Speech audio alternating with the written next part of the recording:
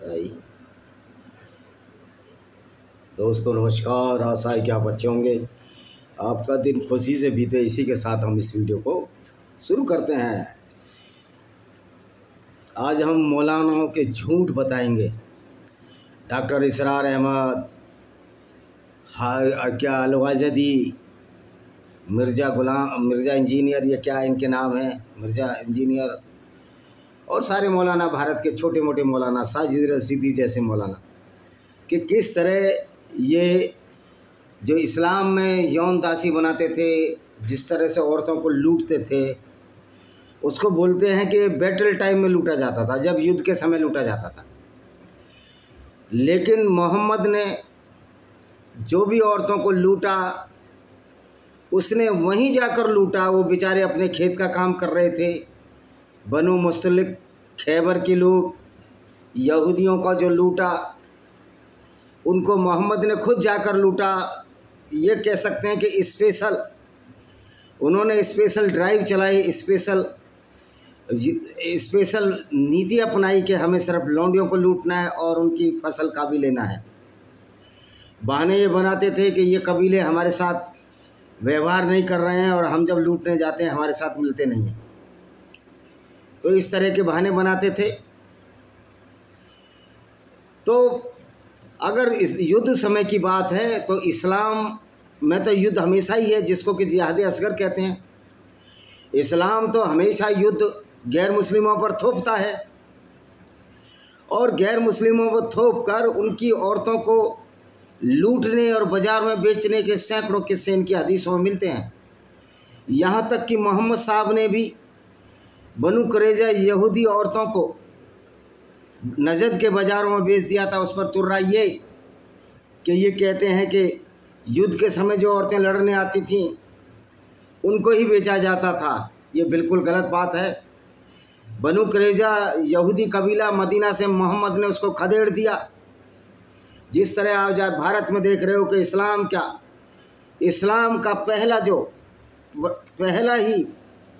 इस्लाम की जो पहली प्राथमिकता है, दूसरों को लूटना है, चाहे उनकी औरतें हों, चाहे बीवी हों, चाहे उनकी बेटियां हों, चाहे उनकी माताएं हों, क्योंकि इस्लाम इसी पर पलता और फूलता है।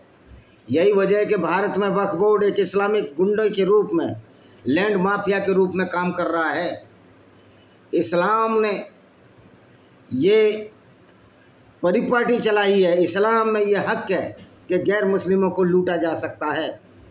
इस्लाम चूँकि हिंसा और व्यभिचार पर ही आधारित है, तलवार और सलवार तक ये सीमित है, तो इस आइडियोलॉजी को चलाने वाला बहुत बड़ा बुद्धिमान भी नहीं था, जैसा कि मैंने बताया।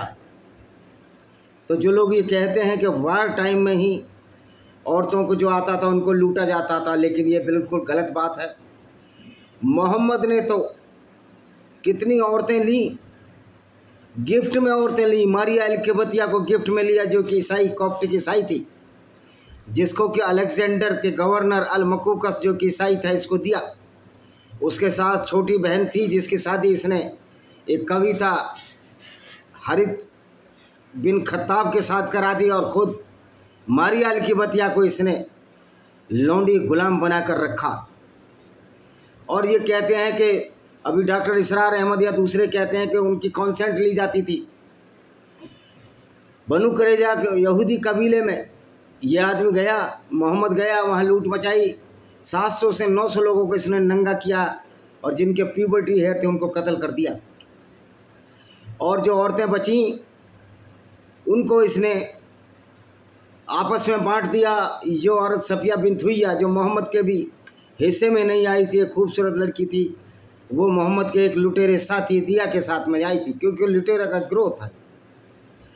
तो मोहम्मद को किसी ने बोल दिया कि तो औरत सुंदर है, तुम्हारे लायक है। वो 17-18 साल की लड़की थी।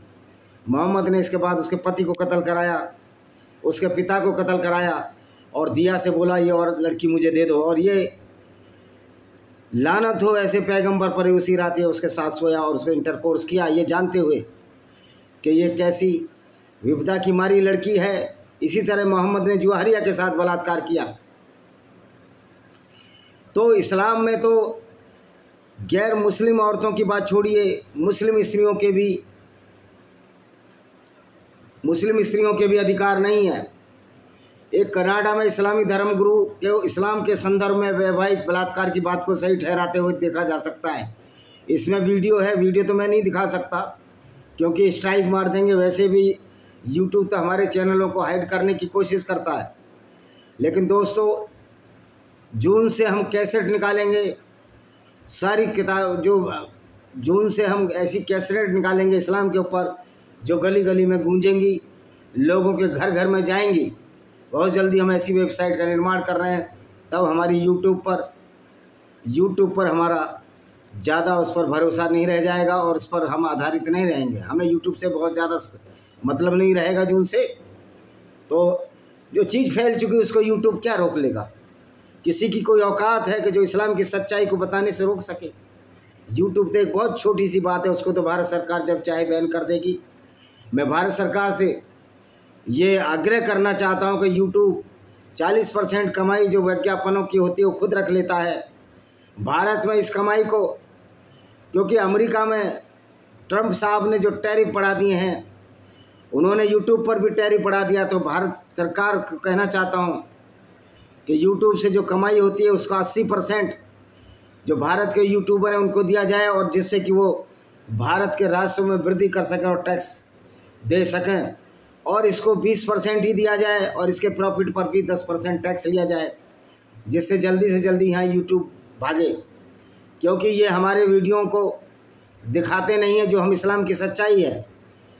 हाँ, ये ज़रूर है कि अब ये स्ट्राइक नहीं मारते हैं, और स्ट्राइक अगर ये मारते हैं तो जून से इनका भी हिसाब बराबर किया जाएगा। और हम बहुत जल्दी एक ऐसी फ़ौज बना रहे हैं जो इन कानूनी पहलुओं को देखेगी और इनसे हर क्षेत्र में युद्ध करेगी, चाहे वो ऑफिस हों, कार्यालय हों, अदालतें हों, या मॉरल वैल्यूज हों, सोशल वैल्यूज हों, जुलूस निकालने पड़े, कोई दिक्कत नहीं। बहुत सारे लोग इकट्ठे हो रहे हैं जिसमें करोड़ों की संख्या होगी। तो यूट्यूब को हम अभी से निवेदन करते हैं कि ज़रा वीडियो को ज़रा एक्सपोज ज़्यादा किया करो। आप वीडियो में जो सब्सक्राइबर है उसको घटा देते हैं, फिर बाद में उसी सब्सक्राइबर को पूरा कर देते हैं। तो ये गुंडागर्दी जो यूट्यूब वाले कर रहे हैं, इनका भी हिसाब जून में हो जाएगा। हम बहुत तेज़ी से इस प्रयास में लगे हुए हैं। तो आप देखिए वीडियो में जो दिखाई दे रहा है, मौलाना शब्बीर अली है, वे कनाडा में इस्लामी विद्वान है। पहले तो इस्लामी विद्वान ही नहीं होते। इस्लाम में मूर्ख ही पैदा हो सकते हैं, अज्ञानी ही पैदा हो सकते हैं कि इस्लाम मूर्खता और अज्ञानता का नाम है, हिंसा का नाम है, बलात्कार का नाम है, बलात्कार का सिनोनिमस है। तो इस विवादित वीडियो का टाइटल देख लेना, the historical roots of female slavery. 30 second तक तो मैं इसका आवाज़ सुनवा दूं, लेकिन इस पर भी स्ट्राइक ही मार देते हैं। और यूट्यूब है कि आंख बंद करके अंधे बैठे हैं ना, ये इस्लामी गुंडों से पैसा लेते हैं या जो भी कुछ है, आतंकवादियों से डरते हैं। तो इस विवादित वीडियो का टाइटल है the historical roots of female slavery. हालांकि वीडियो सितंबर 2016 की है, मगर हाल में ही ex Muslim of North America नाम के ट्विटर हैंडल से शेयर किया गया। वायरल वीडियो में शब्बीर अली ने शादी में महिलाओं की सहमति का अधिकार, इस्लाम में यौन गुलामी, ISIS में मजहबी मान्यताओं का निहितार्थ जैसे मुद्दों पर लंबी बातचीत की। ट्विटर में साझा की गई एक ऐसी क्लिप में इस्लामिक विद्वान ने नारीवाद पर अपने विचार प्रकट किए हैं। इस्लामिक शिक्षाओं का हवाला देते हुए शब्बीर अली ने कहा कि निकाह में महिला की मुख्य जिम्मेदारी अपने पति की यौन ज़रूरतों को पूरा करना है। आपको बता दूं कि निकाह के साथ जो महर दिया जाता है वो दहेज नहीं है, बल्कि जो स्त्री अपने पति की कामेच्छा को पूरा करती है उसके बदले जो मजदूरी करती है उसका जो उज्र, उसके बदले ये उज्र है, यानी कि मेहनताना है। और इस्लाम में इस तरह औरत को एक कमोडिटी की चीज़ बना दिया है। महर दहेज नहीं होता, मैं बार बार इस बात को बोल रहा हूँ। और कोई भी औरत अपने पति को इंटरकोर्स करने के लिए मना नहीं कर सकती, चाहे वो बीमार हो चाहे कुछ भी हो, क्योंकि रात भर फिर फरिश्ते उसको लानत भेजते हैं। ये फरिश्ते हैं या शैतान हैं या मूर्खों का एक समूह है। भाई ये फरिश्ते वरिश्ते कुछ नहीं थे, ये मोहम्मद के दिमाग की उपज थी। उसके बाद अब्बासी जो कि खलीफा हुए उनके दिमाग की उपज थी। इस तरह इस्लाम एक ऐसा महदम बन गया था कि इस लोग इस्लाम के मानने वाले मुसलमानों को हमेशा फ़ायदा होता था। लूटने का तो तसव्वुर इस्लाम में माले गनीमत के नाम से जाना ही जाता है, क्योंकि इस्लाम लूटने की भी इजाज़त देता है और उसका 20वां हिस्सा, उसका 5वां हिस्सा यानी 20% को रसूल और उसके अल्लाह का होता था। तो अल्लाह के नाम से जो लूट शुरू हुई उसको ये मालिक गनीमत का नाम मोहम्मद ने दिया। तो ये सारा कराया धरा ये मोहम्मद का है। मोहम्मद ही वो ऐसा व्यक्ति था जिसके पास एक शैतान आता था जिसको कि ये जिब्रील कहते हैं, और जो ऐसी ऐसी गुंडागर्दी भरी आयतें लाता था जो दुनिया को शर्मसार करती हैं। लेकिन ये मौलाना शर्मसार नहीं हो रहे हैं, ये झूठ बोलने की इनकी प्रैक्टिस है। एक बहुत बड़ी कहावत है कि where there is no lies Islam dies, if there is lie so many lies Islam survive. यानी जहाँ झूठ होता है वहाँ इस्लाम खूब फलता फूलता है। और ये झूठ ही है, सब कुछ झूठ है, कुरान और पाखंड का झूठ है। मज़े की बात है, जगह जगह मज़ार हैं, इतने बड़े बड़े लोग हैं इनके, कह रहे ये मरे, उनकी जगह दरगाहें बनाई तो ये सारे सड़क पर मरते थे, सारे रेलवे के किनारे मरते थे। ये मज़ार वज़ारों को भी सबको तोड़ देना चाहिए। वैसे भी इस्लाम मज़ार की तो इजाज़त देता नहीं। तो भारत सरकार की निकम्मी सरकारों को, जो कांग्रेस के निकम्मे साल थे, एक ऐसी आइडियोलॉजी विचारधारा के लोगों के वोट लेने के लिए जिनका काम ही सिर्फ गैर मुस्लिमों को लूटना है, गैर मुस्लिमों की औरतों के साथ बलात्कार करना है। जी हाँ, ये बलात्कार ही है। तो अब ये देखिए मुस्लिम महिलाओं की क्या इज्जत है। निकाह में महिला की मुख्य जिम्मेदारी अपनी पत्नी की यौन ज़रूरतों को पूरा होना है। इसी वजह से ये संभोग का जिक्र करते हुए पति का अधिकार है, इसके लिए उसे दावा करता महिला इसके लिए मना नहीं कर सकती। और यही दावा करते हुए उसने इस्लामी निकाह में सहमति की अवधारणा को ताक पर रख दिया। देखिए कोई सहमति नहीं है इस्लाम में, औरतों की कोई सहमति की आवश्यकता नहीं है। तो जब ये अपनी औरतों से ही सहमति नहीं ले रहे जिनके साथ निकाह हुआ है इंटरकोर्स की, तो आप समझोगे क्या जो दो दासी हैं, जो गैर मुस्लिम, जो काफिर औरतें हैं, उनसे सहमति लेंगे? क्योंकि मोहम्मद ने बहुत बढ़िया तरीका खोजा था, बहुत बढ़िया तरीका खोजा था कि किस तरह अल्लाह के नाम पर गैर मुस्लिम स्त्रियों से अपनी काम वासना की पूर्ति की जाए। और ये काम वासना की पूर्ति जो मोहम्मद की चलाए का तरीका था, उसको बाद में मोहम्मद गोरी, गजनी, अहमद शाह अब्दाली, तैमूर लंग और चंगेज़ खान तो खैर बौद्ध था ने, अगर चंगेज़ खान ने भी बलात्कार किया वो बौद्ध था। तो बुद्धिस्ट धर्म में कहीं इसी तरह की कोई बात नहीं है। लेकिन शर्म की बात है, हैरत की बात है कि इस्लाम में गैर मुस्लिम औरतों से बलात्कार की आज्ञा है। अगर औरत को आपने गुलाम लौंडी बना लिया तो अगर वो उसका पति जिंदा है और वो भाग गया तो भी उसकी शादी मनसूख हो जाती थी, यानी टूट जाती थी, क्योंकि अब वो मुसलमान की गुलाम और लौंडी है। और मुसलमान की अगर वो गुलाम है या लौंडी है तो एक मुसलमान का हक है कि उसके साथ बलात्कार करे। तो लिटरली मीनिंग लौंडियों के साथ, यौन दासियों के साथ बलात्कार किया जाता था।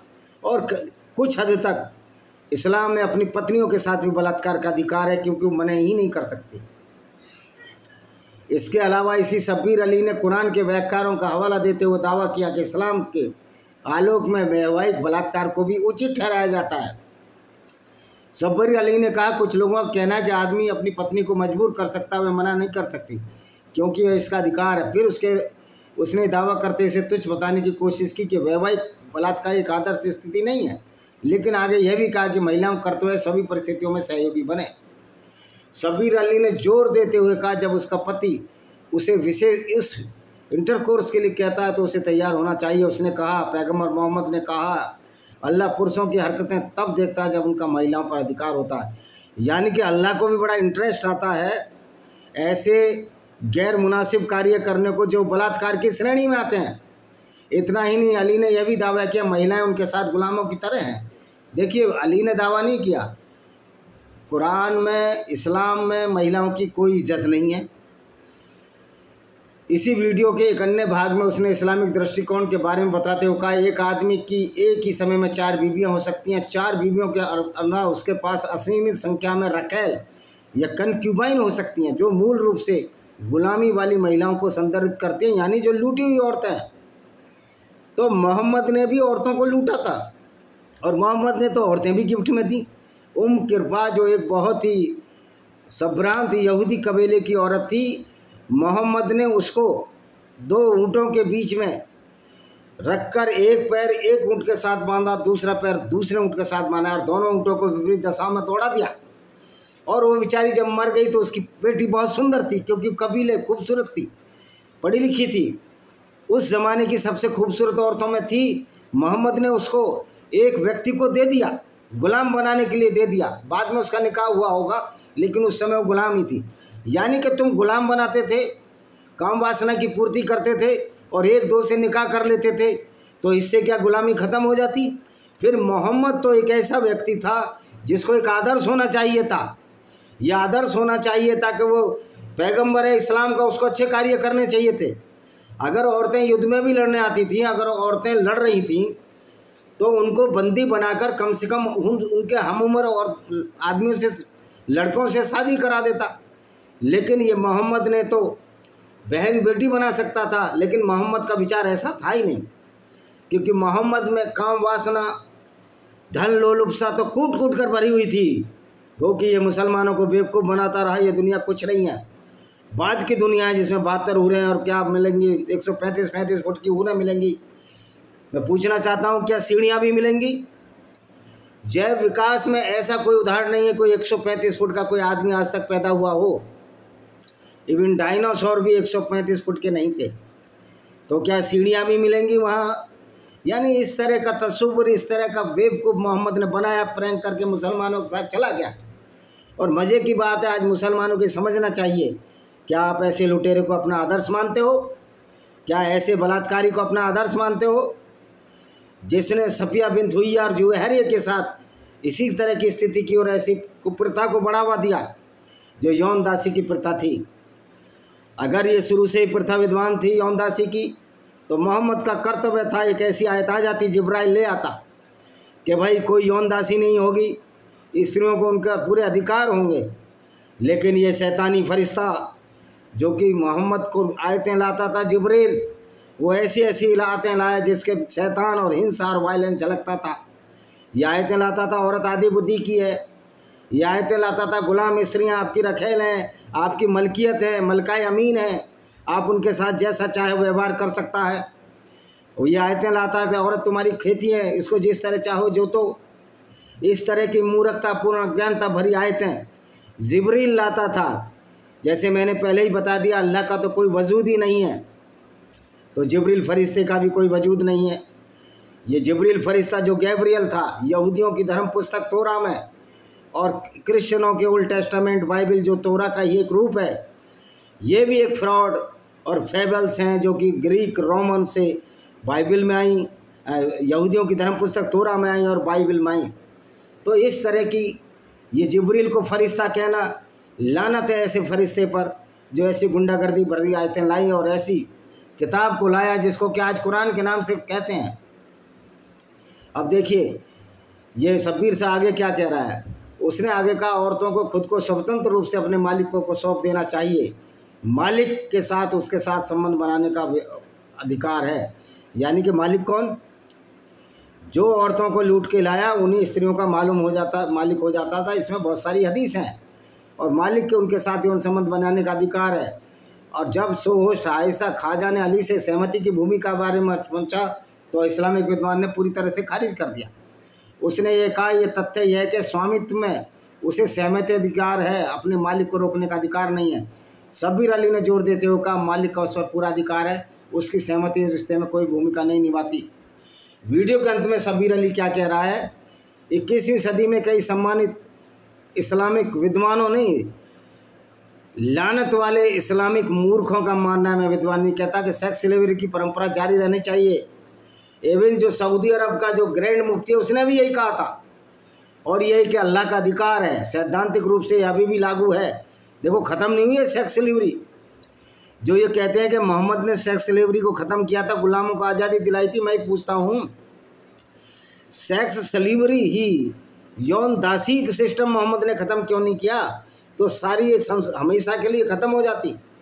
लेकिन मोहम्मद किन दासियों को आज़ाद करता था? जो बूढ़ी हो जाती थी, जिनका मुसलमान पूरी तरह से यौन शोषण कर लेते थे और उसके बदले भी वो मूल्य चुकाती थी, यानी काम करती थी दिन भर, तब उनके छोड़ते थे।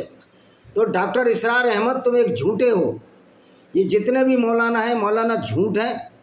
इस्लाम में अभी भी सैद्धांतिक रूप से सेक्स स्लेवरी है। कुरान में कहीं भी इस बात का जिक्र नहीं है कि दूसरी औरतों को लूट कर उनके साथ यौन संबंध नहीं बनाए जा सकते। और ये जो तलवार के डर से सलवार पहनने वालों में कुछ लोग ज़रूर ऐसे हैं जो अभी भी ऐसी हिमाकत करने की सोचते हैं।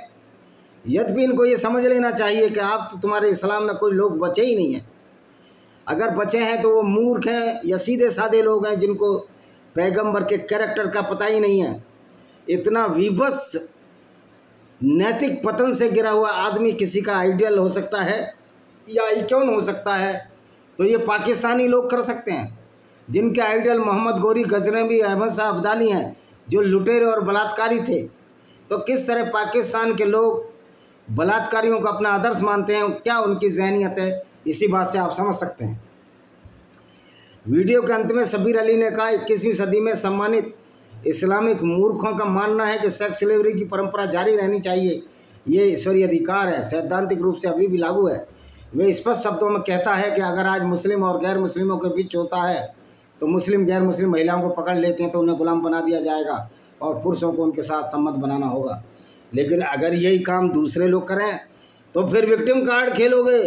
देखो कितना रहम, कितना अत्याचार हो रहा है। अरे मूर्खो, तुम्हारा तो अल्लाह अत्याचारी, तुम्हारा पैगंबर अत्याचारी, तुम्हारी विचारधारा अत्याचारी। तुम्हें तो ये कहने का अधिकार ही नहीं है कि अत्याचार हो रहा है। ये तो अभी कुछ हुआ ही नहीं है, ये तो अभी शुरुआत है।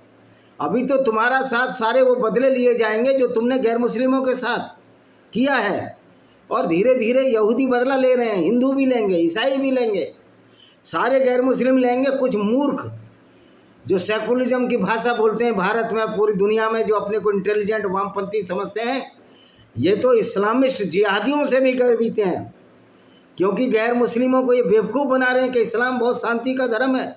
मैं दावा करता हूँ कन्हैया कुमार को, ये तो मूर्ख है, इससे क्या बात करनी। इससे तो पीएचडी 10 साल में नहीं हुई, 35-40 साल का हो गया, पीएचडी नहीं कर पाया। इन आधे बूढ़े जेएनयू के छात्रों की बुद्धि कैसी होगी जो 40-40 साल तक की उम्र में पीएचडी करते रहते हैं, हराम की खाते हैं, हमारे टैक्स के टुकड़ों पर पड़ते हुए हरामखोर कुत्तों से भी गए बीते हैं कि कुत्ता भी एक तरह से वफादार होता है। और कुत्ते को लोग क्यों गाली देते हैं, कुत्ता तो बहुत वफादार होता है। तो आईएस आतंकियों द्वारा जो यजीदी औरतें थीं उनके साथ जो बलात्कार हुए, ये मेरी इस किताब में है, lament of Sinjar, tears of Yazidi women by Vijay Kumar Pal. ये अमेजन, फ्लिपकार्ट सब जगह उपलब्ध है। इसमें सारा वो कुरान की आयतें पढ़ कर जो अबू बकर अल बगदादी ने यजीदी औरतों के साथ बलात्कार किया और उनको बेचा, इससे पूरा खुलासा हो जाता है। इस्लाम में औरत की कोई इज्जत ना थी ना है, और दूसरी गैर मुस्लिम औरतों की इज्जत नहीं है। इस्लाम गैर मुस्लिम औरतों को लूटने और उनके साथ बलात्कार करने और उनको बाज़ारों में बेचने की इजाज़त देता है, क्योंकि मोहम्मद ने भी बहुत बार औरतों को बाज़ारों में बेचा था। एक बार का तो क्लियर कट है, इसने बनु कुरैज़ा यहूदी औरतों को बाज़ारों में नजद में बेचा था, उसके बदले घोड़े हथियार खरीदे थे। तो आईएसआई की जो कार्रवाई को गलत देते हैं, जैसा असुद्दीन ओवैसी, ये कहते हैं आईएसआईएस वाले सही नहीं कर रहे, ये असुद्दीन ओवैसी भी लोगों को मूर्ख बनाता है। सारे मौलाना झूठ बोलकर इस्लाम को बचाने की कोशिश करते हैं। असुद्दीन ओवैसी, आईएसआई ने जो यजीदी औरतों के साथ बलात्कार किए, यही इस्लाम की शिक्षा है, यही इस्लाम की टीचिंग है, यही मोहम्मद साहब के काम थे जो उसने अपनी पूरी ज़िंदगी किए। और तुम इसलिए आप चिल्लाते हो कि सरतन से जुदा, सरतन से जुदा, लोगों को डराना चाहते हो, अपनी सच्चाई मोहम्मद की गंदगी को छिपाना चाहते हो, इस्लाम की गंदगी को छिपाना चाहते हो।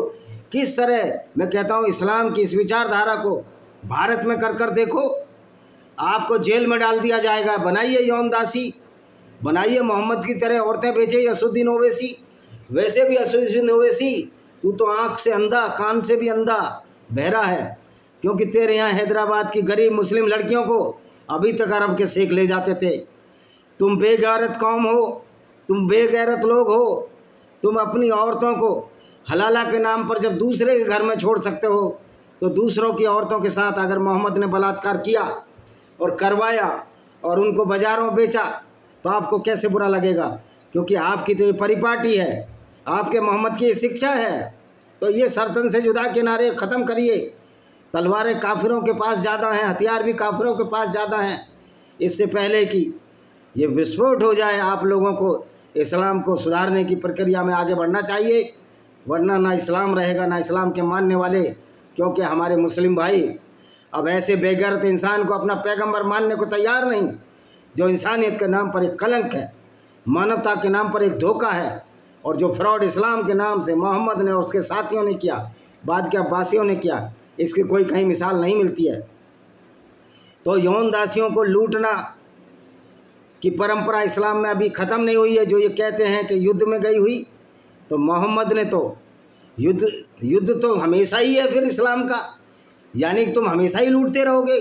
क्योंकि इस्लाम तो ये कहता है कि गैर मुस्लिमों के साथ जब तक पूरी दुनिया में इस्लाम ना फैलाया जाए युद्ध नाफिज रहेगा, युद्ध लागू रहेगा। फिर भी कुछ ऐसे उदाहरण है कि मोहम्मद ने गिफ्ट में भी औरतें ली, औरतें भी गिफ्ट में दी, इसने गुलाम खरीदे और गुलाम बेचे जब भी युद्ध नहीं था। और फिर अगर युद्ध में भी औरतें लड़ने आती थी तो ये तो पैगंबर था, इसके तो नैतिक मूल्य ज़्यादा होने चाहिए थे। ये युद्ध ही इसलिए लड़ता था कि औरतों को लूटा जाए। क्यों, तबूक की लड़ाई में जब ये गया तो इसने अपने साथियों को कहा चलिए वहाँ लड़िए, वहाँ नीली आँखों वाली लड़कियाँ हैं, उनको लूट कर लाएंगे और उनके साथ एंजॉय करेंगे, सेक्स करेंगे, इंटरकोर्स करेंगे। क्योंकि अल्लाह की रजा है कि गैर मुस्लिम औरतों को लूटना, काम वासना की पूर्ति के साथ जो बच्चे पैदा होंगे अवैध संतानें, उनको मुसलमान कहा जाएगा। और इन अवैध संतानों की जो जितने भी कन्वर्टेड मुस्लिम हैं, ये उन्हीं की अवैध संतानें हैं जिनकी माताओं, नानियों, दादियों के साथ बलात्कार किए गए मोहम्मद और उसके साथियों द्वारा, और उसके बाद मोहम्मद गोरी गजनवी और उसके बाद अरबियों द्वारा।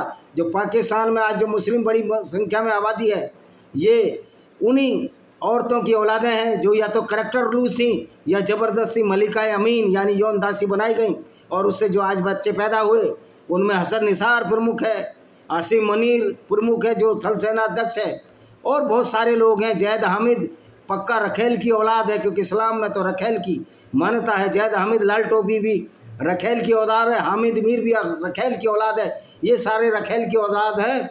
और डॉक्टर इसरार अहमद भी उन्हीं रखेलों की औलाद में से है, क्योंकि इसकी भी नानी और परनानियों को जब अरब वालों ने, तुर्किश वालों ने पंजाब पर अटैक किया तो उनके साथ बलात्कार हुए, तब इसके परदादा पैदा हुए हामिद मीर के। इसी के साथ मैं इस वीडियो को विराम देता हूँ।